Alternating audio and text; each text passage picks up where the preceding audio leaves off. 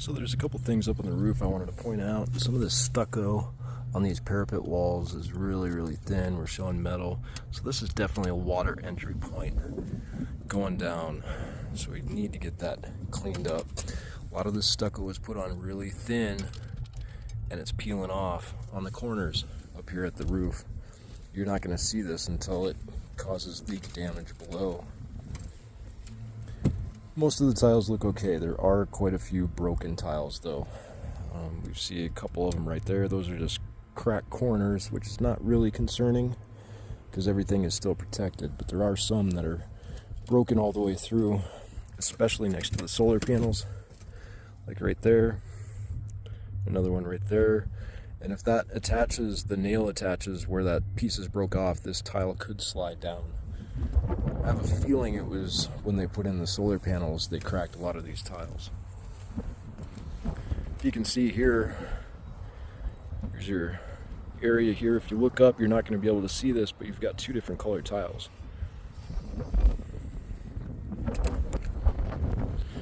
Over at the patio surface, we've got all these electric connections for the wiring down below. Now just keep in mind that those junction boxes are facing up, so those are possible water entry points. Those do look like proper weather resistant J boxes, but they can still leak, especially when they're on the roof like that. Water is gonna eventually make its way into those areas. Again, with more cracked tiles around the solar panels. There's even a cracked tile down in that area. See it right there. The tile is cracked all the way across. Like I said, it's likely from when they did the solar panels up here. Likely just walking around, stepping in the wrong areas. Put too much weight in the middle of them, which you shouldn't do. Most of your weight should be out here on the side, because that's supported by the next shingle. So you've got two shingles to walk on instead of just an empty space. A little bit more broken tile around the concrete. The concrete tile is broke around the solar panel there. Here's your different colored tiles. You can really tell the difference now. It's not the end of the world. It looks like it's the same brand, same pattern, just different color. So we've got a crack there. Didn't look too bad down there. Where they ran this electrical conduit, you could see that where they hopped up on the next roof, they broke that tile and they broke that tile. So you're stepping in the wrong spot there, it's going to crack. Another corner crack there again. This is really common to find these corner cracks. It's not necessarily a concern, it's just something you keep noted, because if this starts breaking out more, it'll cause problems. Now everything is still covered underneath of it. See, we've got this tile supporting the bottom, so we've still got a channel for water to run off. It's not like it's going down below. And then this tile goes up into here about this far. So you could get some sealant, put that back on, but it's really not the end of the world. You do have an extra shingle up here. The left one, forbid the monsoon winds come up, pushes and grabs this one, it's going to fall down and break the other tiles. But just so you know, it's up here. So when they come up and do roof repairs, you might want to put that in the garage. Another crack in the valley. Not a big crack. Another crack through here. Superficial crack. Probably a manufacturer defect. It hasn't gone all the way through yet. All in all, the roof looks pretty good. Some of these tiles need to be swapped out though. The gutter system looks phenomenal. Just keep in mind that the screws that they use to attach the gutters up here to the drain are pointy. So if something gets in there and catches, it'll clog up here at the top. You'll have to clean it from the top down. Then there's a caulking joint right there. That's going to have to be maintained every few years just to make sure that that's a waterproof seal. Now this is the material that I think is bleeding through. It's getting rusted. You can see the little orange marks on it. There's several areas around this house where that rust is bleeding through the paint. On the driveway here, I noticed there was excessive moisture marks along the side of the driveway. If you can see those white marks called efflorescence. I don't know what's causing that. I know there's some irrigation lines there. Maybe they're being overwatered, but you don't want that water to continue to damage that driveway or it's going to start falling apart in that area. You can see some of the water damage happening on this sidewalk too. That's why I think it's from irrigation. Just building up too much moisture next to this, it's going to create problems with that sidewalk if we don't stop getting it wet. Some of the garage doors have some gaps around the trim here that really should be filled in with caulking and sealant to keep the pests out of your garage. That's a pretty big gap right there. Small gap, little gap. Now in an ideal world, we would discharge this rain gutter 6 feet away from the foundation. Main water entrance coming in here from the street out there, underground and up. You've got a pressure regulator right here. This is your backflow preventer for the irrigation system. Now your irrigation system controller is the touchscreen Hunter Pro HC. I've had this same model before. Every once in a while this screen goes blank and you can't use it. So just if there's a warranty on it, you might have to use that. I've kind of had bad luck with these controllers. They're really nice because they're all Wi-Fi, but once this screen quits working, you can't access it but through the app. Now, another thing I wanted to notice is the closeness of the gas system to all the solar, the electrical panels. Now, this is your gas regulator. Every once in a while, gas is going to pop out of that, and you're going to smell it in this area. We want to make sure that this is a good distance away from the electrical system. Now, I don't know when this solar panel was installed. It was likely after the main electrical panel. But what quite often happens is we need to attach a PVC pipe down here. So when this does bleed some gas, it bleeds it farther away from the electrical conduit or the electrical system, because we don't want any of that gas to get around the electrical and create any sparks. Now we're missing a cap on the cable entrance here. There's a couple holes that they missed trying to drill stuff in. You could probably fill those up. But I did find a replacement cap over by the air conditioner. Now, there's a cap here that I found on the ground. It was right in this area. If it were me, I'd take this back over to the cable and attach it where that cable was missing. But I'm just going to leave that there for now because that's where it was. I'm not sure if somebody had another purpose for that or not. All these light fixtures on the front of the house, they have a little bit of a gap between the fixture and the wall. Just don't want moisture, water, rainwater to get in there and cause any problems with the lights. This one's really exposed here. There's a lot of open space in between there. There's nothing stopping that rainwater. At least here you have an overhang. It's going to protect those a little bit. But these two are fully exposed. We want to keep the water out of that area. We don't want to cause electrical problems. I am seeing quite a few areas where this is bleeding through. I think the paint or the stucco is too thin. We're seeing the metal rust through the paint already. That's that orange that I showed you just a minute ago. And then a lot of bleeding around here. We're gonna get a little bit of cracking. A little bit of shrinkage crack is not concerning. But there's several areas where it's almost like this paint is bleeding out. You can see the rust starting to poke through. And flat stucco areas are always going to crack because it gets wet, dry, wet, dry. It doesn't get very good drainage. We're going to run a sewer camera down your sewer system today. Again, with the 6 foot, it'd be great if it discharged out there. More areas where it's rusting through. I did want to show you what a proper weep hole is on a window. So this little flap right here will open up if water gets in through that screen, and it needs to get out of the window so it doesn't cause any damage. So those need to be free and clear. This one over here is gone. There's nothing stopping bugs, debris, dirt, anything to get in there and clog that. This one's been stuccoed over, so it's open, but there's stucco inside of it. It needs to be cleaned out. Looks like they did stucco over the top of that one, but it is open right now. Here's a couple more areas where that rust is bleeding through right here. right here. You can see those orange spots are the metal rusting inside the wall below the stucco. I did note that this weep hole over here was plumb full of stucco. If I remember right, this was the same way on the original inspection. It just hasn't been taken care of yet. I've got a backflow preventer for the waterfall here. The one thing that concerns me a little bit and hasn't been addressed here yet is this cover or the foundation right here. You can see that's foundation wall right there, and then this is just like a hard cover that goes over the foundation. Only around the patio areas was that installed, and what concerns me is termites could get in between that panel and the concrete, and you might never see the tunnels until they get up in the wall and cause damage.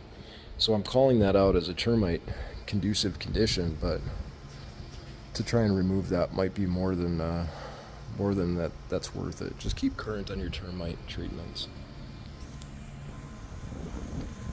Some more of this bleeding through, more rust in that area. You can see it around this patio, they did the same thing. So this is the material that they wrapped around the foundation. And I'm just worried that termites can tunnel up in between this layer and this layer, and you would never see them until they get in the wall. Probably see right there too. Just a conducive condition that is, well, I guess it's not a conducive condition to termites, but it is a way termites can get in. You're not going to see them until it's too late, already in the walls. Yep, 6 feet. Sewer camera inspection at 24366 125th Street in Scottsdale. We've got 2 cleanouts on the front of the house. We're going to go through the first one, the farthest one away from the home. Drop down, we should be directed underneath the house. ABS pipes.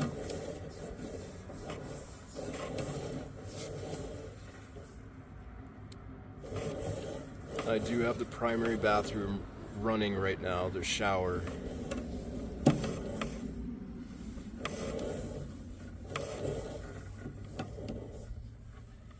We want to double check the connections, double check anywhere in here where it might be building up some debris or clog or any rough spots.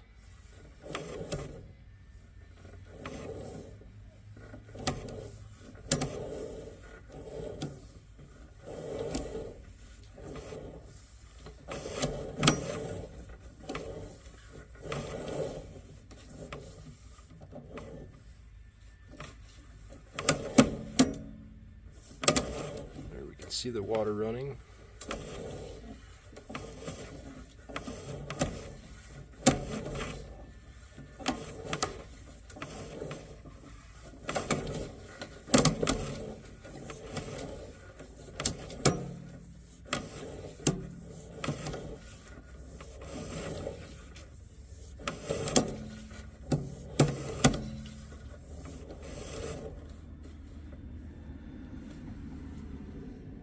Taking a look at those junctions there, just make sure they're not offset in any way, that they line up properly. A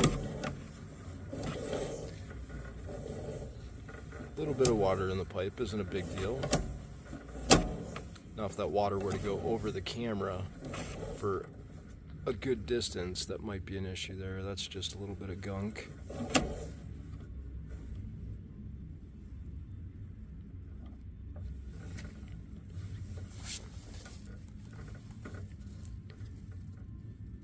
Kind of see a little bit of an offset there. There's more of one edge of that pipe on the right side than there is on the left side. Now, these pipes are underneath your house.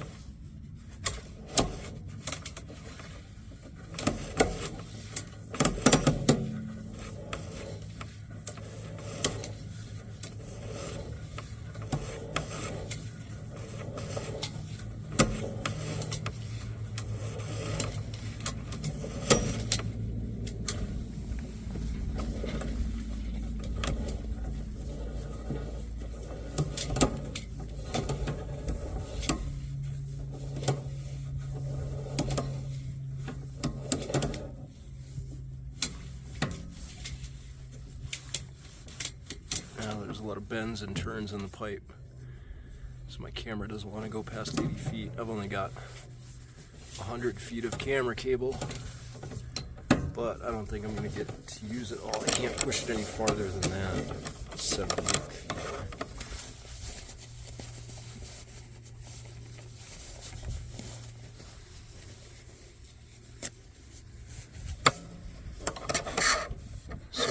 Pull it back from here and double check the walls of the pipe, make sure there's nothing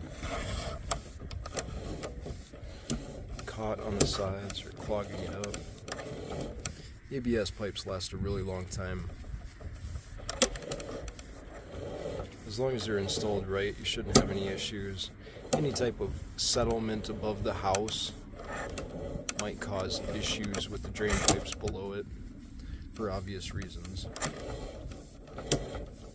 I didn't see any type of settlement at the house today. That's post-tension slab, so you shouldn't get very much settlement.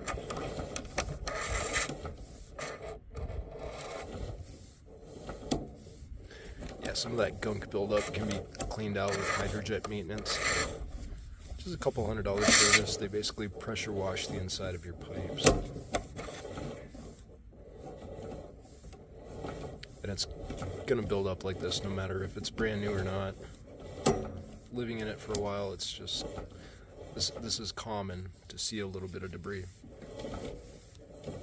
As long as nothing is backing up, there's really no need to be concerned about it.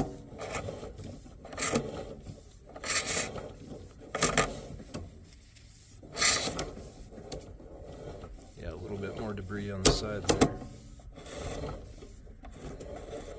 You can see where hydrojet maintenance just helps keep the walls smoother, so there's less obstructions or less things sticking out that could grab or create a clog.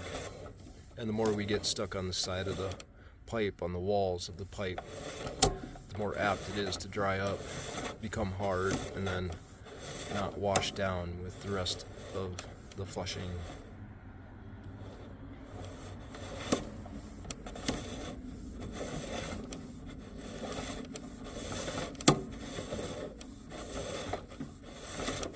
Alright, now let's pull this out and let's go down out towards the street. I think there's a check valve, so we might not be able to get all the way to the street.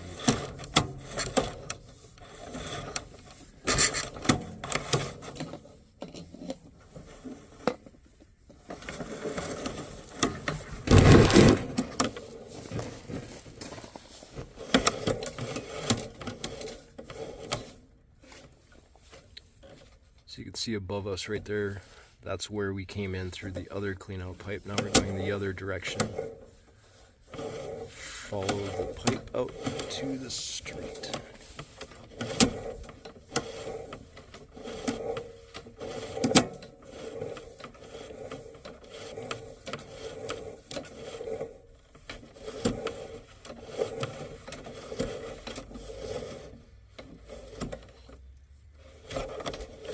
I do worry about this line in the street.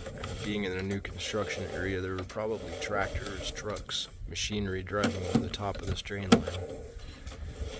I remember when I was here a year ago, I thought about doing a sewer camera inspection and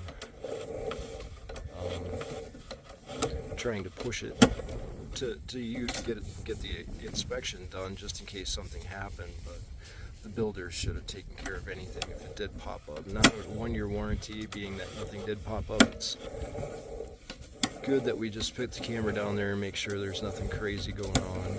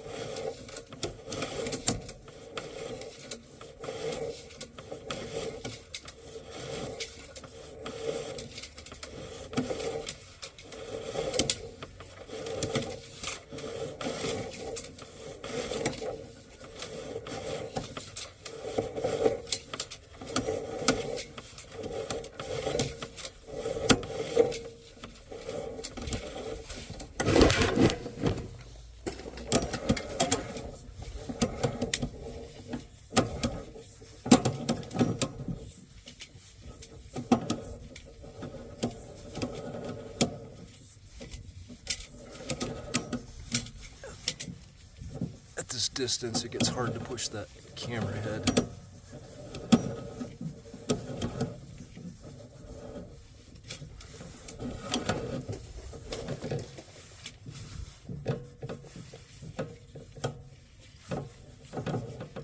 That's as far as I'm gonna get. It's just too difficult to push that camera line. There's a possibility of snapping the camera cable here if I push too hard. The lines look great. They're about 80 to 90 feet in each direction. I don't see any problems with them. I almost always recommend hydrojet maintenance just because there's always debris in the line. But it's not like it's a immediate repair necessary.